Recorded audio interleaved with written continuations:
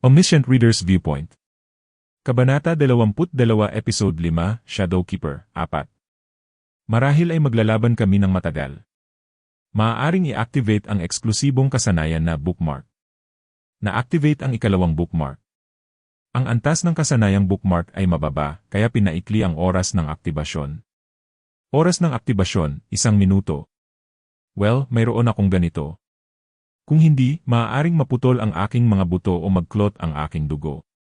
Ang iyong pagkaunawa sa karakter ay mababa, kaya't tanging isang bahagi lamang ng kasanayan ng karakter ang na-activate. Weapons Training isa ay na-activate. Ngunit hindi ito nangyari. Sa totoo lang, wala akong sapat na lakas para dito. Ginamit ko ang lahat ng kapangyarihan ko. Pina-extract ko ang lahat ng lakas ko at tumakbo sa mga tentacle. Suka! Ang tanawin sa paligid ko ay sumilay. Ang natira na lamang ay ang mga afterimage ng isang matalim na puting liwanag at ang pakiramdam ng pagputol ng isang bagay. Ang iyong pagkaunawa sa karakter na Lee Hyun-sung ay tumaas. Ang ikalawang bookmark ay nadisable. Pakiramdam ko ay naubos ang aking lakas. Nailabas ko ang lahat sa isang saksak. Pagkalipas ng ilang sandali, narinig ko ang nanginginig na boses sa hangin. See constellations. Nakita niyo bang lahat? Di ko nakita ng mali. Ito ang hitsura ng Dokaebi Biryo na nakalimutan ang kanyang mga tungkulin. Sa katunayan, hindi na ito katakataka na magulat. Ilang constellations ang nagdududa sa kanilang mga mata. Ang constellation Abyssal Black Flame Dragon ay nag-aalab ng matindi. Isang makapangyarihang grade 7 na demonyo ang nakahiga na may sira-sirang tentacle sa harapan ko. Ang constellation Prisoner of the Golden Headband ay hinahatak ang kanyang buhok na tila nasisiyahan. 500 coins ang nasponsor. Ang mga naputol na tentacle ay nakahiga sa lupa at ang mga nakapaligid na ground rats ay matagal nang napatay o tumakas sa epekto ng laban. Tanging ang madilim na tagapangalaga na lamang ang humihingal sa lupa, ang kanyang mga labi ay nanginginig. Kai. Sa simula, ang grade 7 na demonyo ay isang kalaban na hindi ko kayang labanan. Kaya't ako ay handa. Hindi ako kasing lakas ni Yoo Jong-hyuk at wala akong magandang sponsor tulad ni Lee Hyun-sung. Pinuri ng mga obsessive-compulsive constellations ang iyong kahandaan. 200 coins ang nasponsor. Sadyang ang impormasyon na mayroon ako ay mas kapaki-pakinabang kaysa sa iba. Ngunit minsan, ang impormasyon ay mas makapangyarihan kaysa sa kahit ano sa mundo. Ang totoong resulta ng impormasyong iyon ay ang puting liwanag na espada na hawak ko ngayon. Etherblade sa mga panimulang senaryo see constellations. Ito ba ay isang tunay na kwento? Sa kabutihang palad, hindi ko na kailangang ipaliwanag ito habang ang Dokaebi ay tila labis na nasisiyahan. Etherblade. Ito ang pangunahing teknik ng mga incarnations na sinusuportahan ng pinakamataas na antas ng sponsor. Ang teknik na ito ay kadalasang tinatawag na energy blade sa mga Murim novels. Para sa eksaktong katotohanan, hindi ito isang tunay na etherblade. Ang tunay na isa ay mas malakas kaysa dito. That's right. Strictly speaking, it is Broken Faith that has absorbed the white pure star energy and made the blade. Tumingin ako sa Dokaebi, hindi siya ganap na tanga. Amazing. May ganitong tao sa channel ng Brat Bihyong. Tila naghintay siya para dito, ang Blade of Faith ay na-off. Ang durability ng Broken Faith ay naubos. Ang item na ito ay hindi na magagamit. Isang panghihinayang, ngunit nagawa nito ang kanyang tungkulin. Bigyan mo ako ng kabayaran para sa pagtatapos ng sub-senaryo. Hintayin mo. Mabilis na pumasok si Biryu ng ilang bagay sa hangin at isang mensahe ang agad na lumabas. Natugunan mo ang mga kondisyon upang malampasan ang sub-senaryo. Nakakuha ka ng 500 coins. Ang isang grupo ng mga constellation ay humahanga sa iyong senaryo. Mas maliit ang gantimpala kaysa sa inaasahan ko. Ito ay natural. Dahil hindi ko napatay ang madilim na tagapangalaga. Sa pamamagitan ng paraan, hindi ka ba papatayin ang guy na ito? Tumingin si Biryu sa akin na may mga inaasahang mata. Huminga ako ng pagod at sinulyap ang madilim na tagapangalaga sa lupa. Pagkatapos magalang kong sinabi. May ideolohiya akong hindi pagpatay. Nang hindi pagpatay. Hindi ako isang tao na madaling pumatay. Ang constellation, demon-like judge of fire, ay humahanga dito. 100 coins ang na-sponsor. Siyempre, isang kasinungalingan ito. Ang constellation, secretive plotter, ay may nakatagong ngiti sa'yo. 100 coins ang na-sponsor. Ang nalilitong biryu ay nanggigilalas. Bisubalit hindi ba't magkakaroon ng malaking gantimpala kung papatayin mo ang guy na ito? Ikaw ang magiging unang pumatay ng grade 7 na demonyo at ibibigay ko sa iyo ang 7,000 coins. Alam mo ba kung gaano kalaki ang 7,000 coins? Hindi ko siya papatayin. Kailangan kong buksan ang compensation box kaya't mangyaring humakbang ka sa tabi.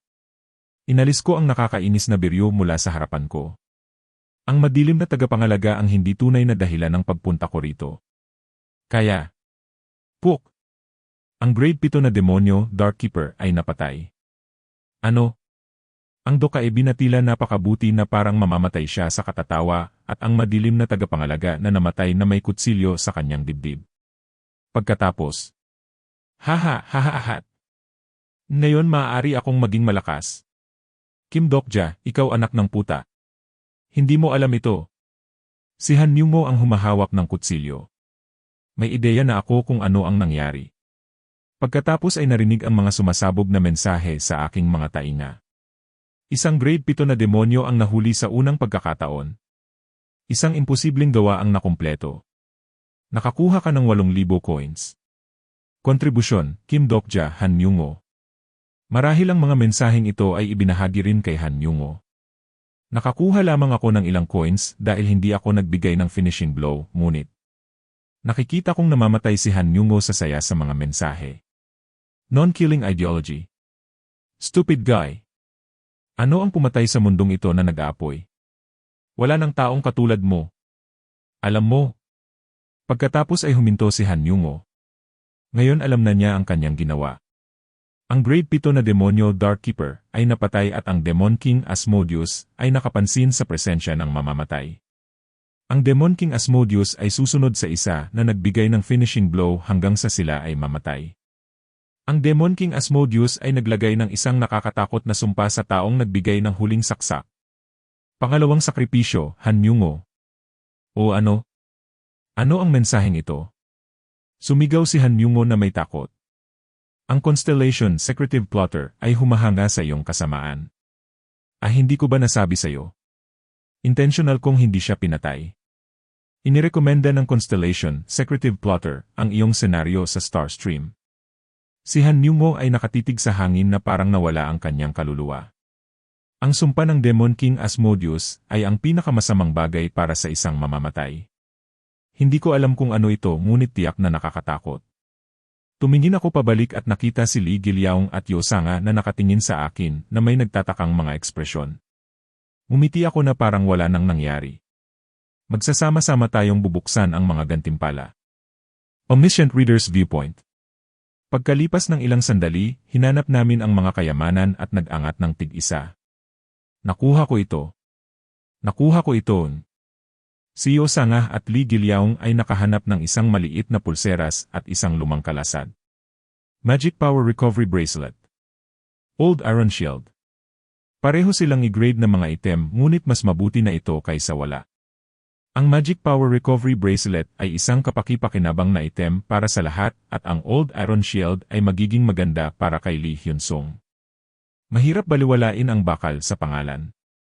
Ang bakal na ito ay mas matigas kaysa sa bakal sa lupa. Nagsalita si Yosanga na may bahagyang pagkadismaya.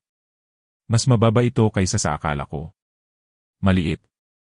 Hindi mali ang mga salita niya. Napaka nakakahiya na tawaging kayamanan ito. Yu Jong-hyuk. Ang taong umalis kahapon ay marahil dumaan na dito. Alam niyang mapapagod siya sa laban sa demonyo, kaya't sinubukan niyang magnakaw ng kayamanan. Sa huli, kami ay nangungulekta sa isang lugar na naubos na. Okay lang kasi nariyan pa ang pangunahing bagay.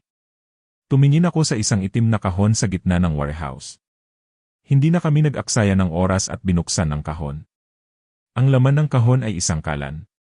Sobrang liit na kasya ito sa bulsa at nakakahiya itong tawaging kalan. Magic Power Stove. Tulad ng inaasahan, nariyan pa rin ito. Ang item na ito ay talagang pangunahing bagay sa sub-senaryo na ito. Ang Magic Power Stove ay maaaring gamitin isang beses bawat tao. Siyempre, kinuha na ni Yu Jongyuk ang isa, kaya mayroong 2 Magic Power Stoves sa kabuuan. Ano yung bagay na yon? Sa tingin ko, may ideya ako tungkol sa layunin nito. Sadyang kinabahan ako, inactivate ang kalan gamit ang Magic Power, at itinaas ang binti ng patay na ground rat. Nakakatawa dahil hindi ito kasing laki ng plato ng pagkain, ngunit sa loob ng 5 segundo, naganap ang isang kamangha-manghang pagbabago sa binti ng ground rat. Wow! Ang masarap na amoy! May sweet na amoy at ang binti ng ground rat ay naging gintong kulay. Karne! Sumigaw si Lee Gilyaong sa saya. Agad na nagtanong si Yosanga. Si makakain ba natin ito? Sususubukan ko muna. Kinuha ko ang malangis na binti at nilagyan ng laman. Umagos ang katas mula sa laman. Nakalimutan kong nguyain at isinara ang aking mga mata. Ibang-iba ang lasa nito kaysa sa pagbabasa ko sa libro. Ang ilang constellations ay dumudura. Ang mga constellation ay nagbigay sa iyo ng 100 coins. Ang constellation Abyssal Black Flame Dragon ay nilulunok ang kanyang laway. Ang constellation Prisoner of the Golden Headband ay kinakagat ang kanyang mga kuko. Ang mga mensahe ay patuloy na lumalabas. Sa katunayan, ang mga pagkain sa broadcast ay ang pinakamahusay. Ang lahat ay nagkakaisa sa harap ng pagkain. Kainin mo na. Sa tingin ko, okay lang.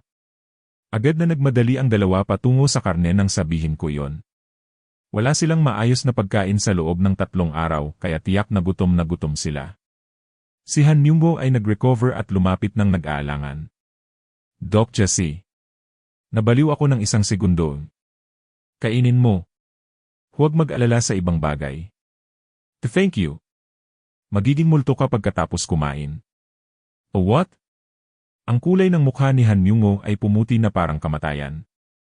Sinabi ko yun na parang biro, ngunit talagang mamamatay si Han Myungbo. Mahirap ang paghabol ni Asmodeus kahit para kay Yu Jongyuk. Kumain kami ng tig-1 binti at nagsimula kaming kumain. Kumakain kami ng karne ng sama-sama dahil gutom kami pagkatapos ng lahat ng nangyari. Hindi maiiwasan ng mga tao. Kumain ang lahat ng tahimik. Dahil ba ito sa liwanag na dahan-dahang kumakalat mula sa Magic Power Stove? Nakaramdam ako ng kaunting sentimental. Pumatay ng isang bagay at kumain upang mabuhay. Ito ang buhay ng tao. Ganito na ito mula noon ngunit nagtataka ako kung bakit ito tila napakasariwa. Bigla akong tumingin pataas at nakasagupa ang mga mata ni Yosanga. Nagising si Yosanga at biglang umiyak. Napakasapantaha ko. Si Doc Jesse ay nagtrabaho ng husto at ako ay kumakain lamang tulad ng isang baboy. Wala akong naitulong Hindi, Yosanga si. Iyan Pero paano mo alam ang lahat ng ito, Doc Jesse? Alam mong magluto ng halimaw at iyon Talaga? Dapat dahil nagbasa ka ng mga fantasy novels, di ba? Talaga, hindi ko alam na magiging ganito ang mundo. Ang aking hangal na sarili ay nag-memorize lamang ng Espanyol. Medyo naging kakaiba ako nang marinig ko si Yosanga na nagsasalita nito. Binuksan ko ang aking bibig upang aliwin siya. Dahil nag-aral ka ng mga banyagang wika, natutunan mong makipag-usap sa wika ng mga demonyo. Siyempre, hindi ito gaanong nakatulong. Naiintindihan ko. Salamat, Doc Jesse. Ngumiti ako kay Yosanga at tumayo mula sa aking kinalalagyan. Ang grupo ay muling nakatuon sa pagkain. Nagpahinga ako at tumungo sa likuran ng grupo. Sa katunayan, mahalaga ang Magic Power Stove ngunit ang tunay kong layunin ay isang hiwalay na item. Tiningnan ko ng mabuti ang itim na kahon na naglalaman ng Magic Power Stove. Ito ang tunay na kayamanan. Walang duda tungkol dito. Si Yu Jongyuk, na kumuha ng Magic Power Stove, marahil ay hindi alam tungkol dito. Ang tunay na kayamanan ng warehouse ay ang itim na kahon. Sa orihinal na kwento, si Yu Jongyuk ay nalaman lamang ito pagkatapos ng ika-negatibo, 6 na ulit ng regression. Sino ang unang nakadiskubre dito? Say Heavenly Maid Hori. Well, mahirap itong tandaan. Hindi ito tumpak pero marahil ay ganito. Nandoon. May mga kakaibang kahon sa mga unang lugar. Kung maglalagay ka ng isang bagay doon. Sa oras na ito, nakasagupa ako ang mga mata ni Yosanga. Ano ang gamit ng kahon? Ha? Ito eh. Sinabi ni Yosanga habang tinitingnan ang kahon. May mga hindi kilalang karakter na nakasulat sa kahon. Maaari ba niyang basahin ang mga ito? Random item box. Shit. Ito ang dahilan kung bakit mahalaga ang kaalaman sa banyagang wika. Ayon. Kaya iyon ang ibig sabihin nito. Medyo nahihiya ako. Sumigaw si Yosanga. Agad gamitin mo, Doc Chessy. Okay lang ba? Uminom ng ulo. Mabilis na umiling si Li Giliao. Huwag kang mag-alala sa amin. Lahat ng mga item na nakuha rito ay iyo. Iyan ang maliwanag. Nahuli na ako kaya't gawin na natin ito agad. Kung gayon, gagamitin ko ito ng maayos. Ang ilang constellations ay umuugoy sa iyong desisyon. Kinuha ko ang nucleus ng Grade 7 Demon mula sa aking bulsa. Tinanggal ko ito mula sa patay na katawan ng madilim na tagapangalaga. Dagdag pa, kinuha ko ang Broken Faith na naubos na ang durability. Ayon sa orihinal na kwento, ang paggamit ng kahong ito ay simple. Sino ang nakakaalam? Magkakaroon ng limitadong edition coin item. Ipinadala ko ang Demon Core at Broken Faith sa loob ng kahon.